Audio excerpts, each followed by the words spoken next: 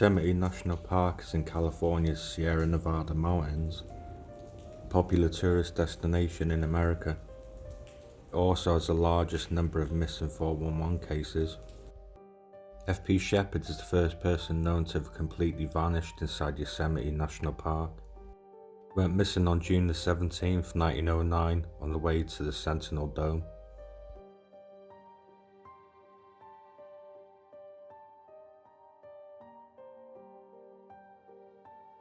If you've been following me on TikTok, you'll know that I've done a couple of videos on Stacey Harris.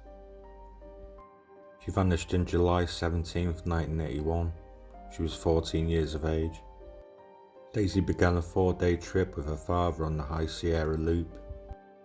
She was part of a group of 10 people that were riding mules. She walked off from the group and decided to take some photos. She was never seen again. With all these cases, there's a massive search operation conducted, but they never find the person.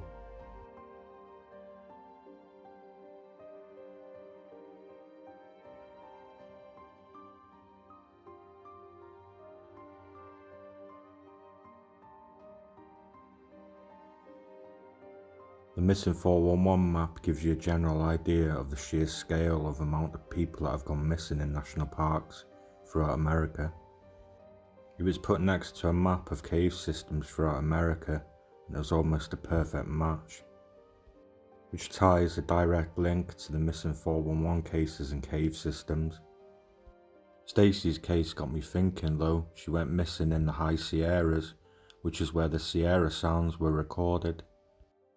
Journalist Al Berry and outdoorsman Ron Moorhead recorded the following audio in the High Sierras.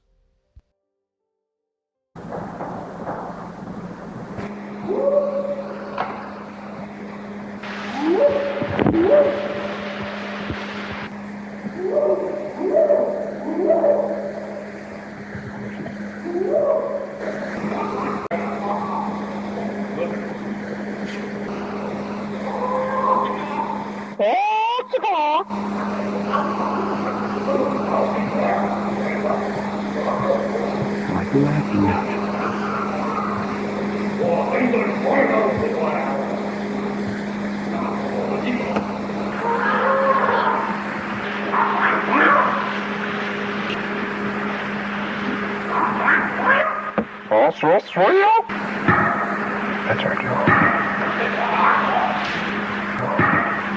Now we know where we look for tracks of owner for sure.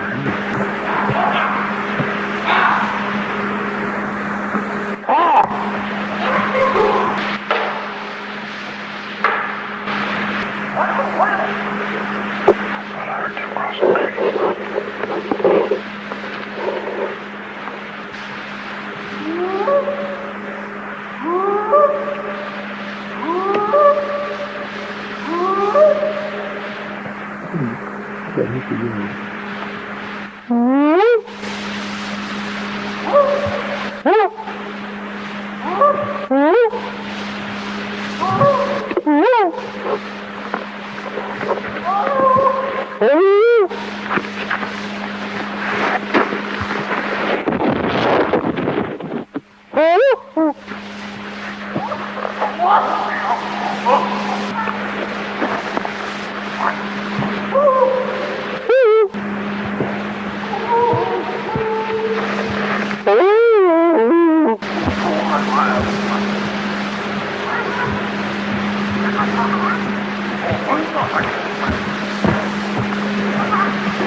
There's two of them across the creek at the big rocks.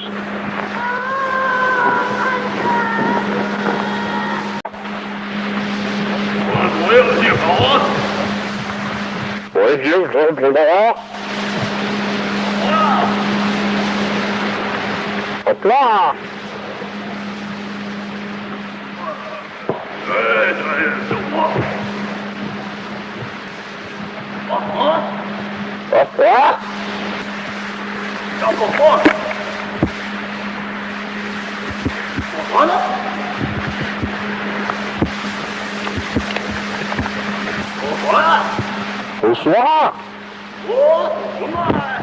Right there, just seen movement right through there.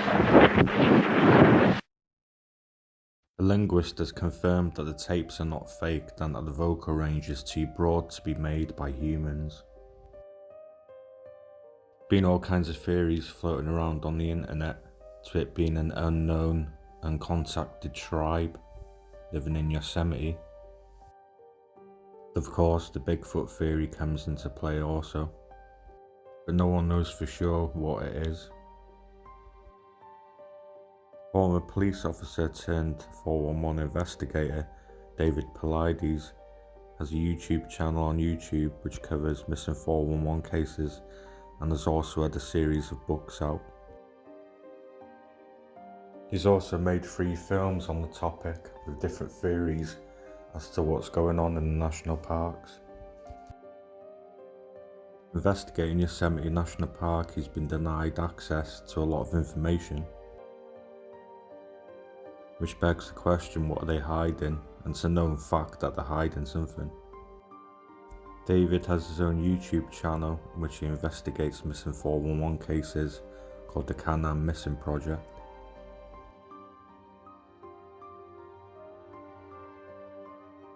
The first film he made was on missing 411 cases throughout America, mysterious circumstances.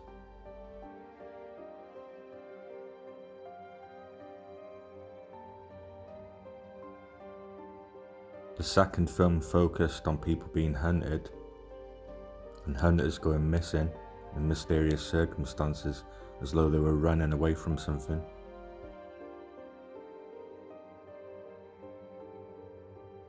And his third film was based on the missing 411 cases and UFO connections. But my theories are solely based on what I think's going on. After doing a lot of research on the subject matter, I'm at a loss to what is actually going on, but I've got a general idea where it might be. You've got a government national park that might be covering something up, or they might not have an idea of what is going on. Is it possible there could be some creatures, human-like people living in the national parks, uncontacted? Definitely. If you listen to the Sierra sounds, they almost sound like cavemen type creatures. Also, there's a bit of Native American there also. And the missing people cold cases at Yosemite, they all disappeared on the 17th of each month. Some dates might be off, but when I researched it online, it was on the 17th of each month for most of them. These are all missing people that disappeared on the 17th of each month in Yosemite National Park. And in 2017, Yosemite National Park published a list of all the missing persons cases of around 40 people, but the figure's way higher than that. We still haven't come up with a credible theory of why 17 has got a connection to the missing 411 cases, but I'm working on finding a link as to why 17 has come up time and time again.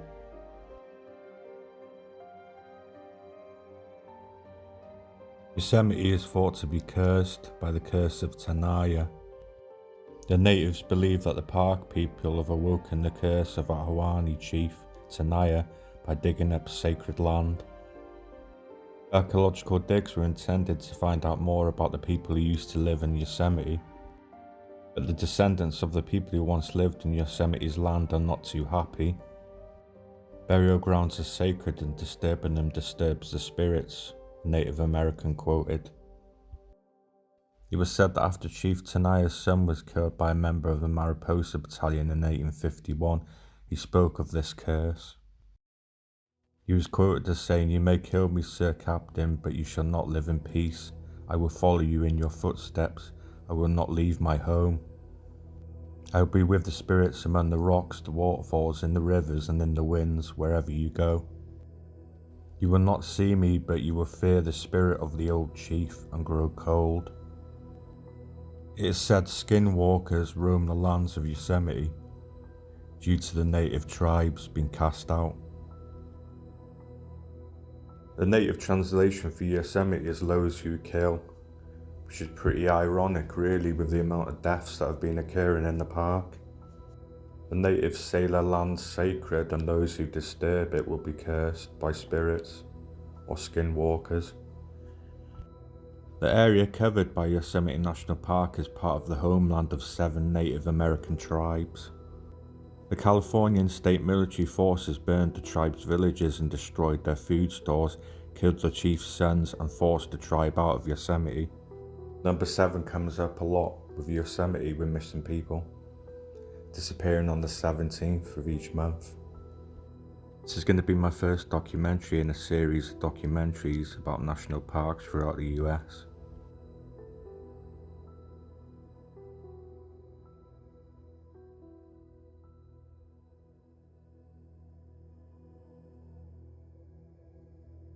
Joel Thomason planned a solo hike from Hetch Hetchy on September the 6th, 2021.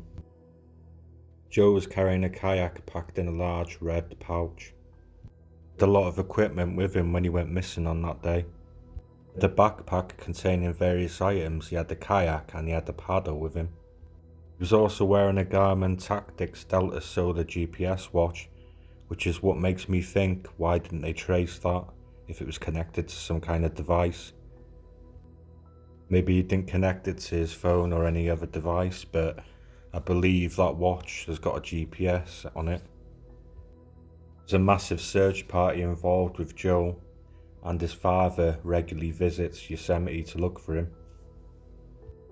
Joe was 31 when he went missing. He has a 2-year-old son and he has a wife, and he was in the National Guard. It's a strange case because he's just simply vanished out of thin air with a lot of equipment and nothing's been found. No one's come across any items and nothing. The more I research these cases, the stranger it gets. Michael Feistry disappeared on the 15th of June 2005, and he disappeared in the same area that Joel disappeared, at Hetch Hetchy.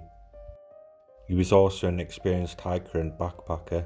He visited Yosemite National Park for a solo hike and he vanished and was never seen again. After a search, all that was found was his backpack containing a camera and a bottle of water. It's strange you've got 2 experienced hikers going missing in the same area, both males. So there could have been a serial killer in the area as well. That's another theory. Let me know what you think's going on in the national parks. If I had to guess what was going on, I'd say people are getting taken by creatures.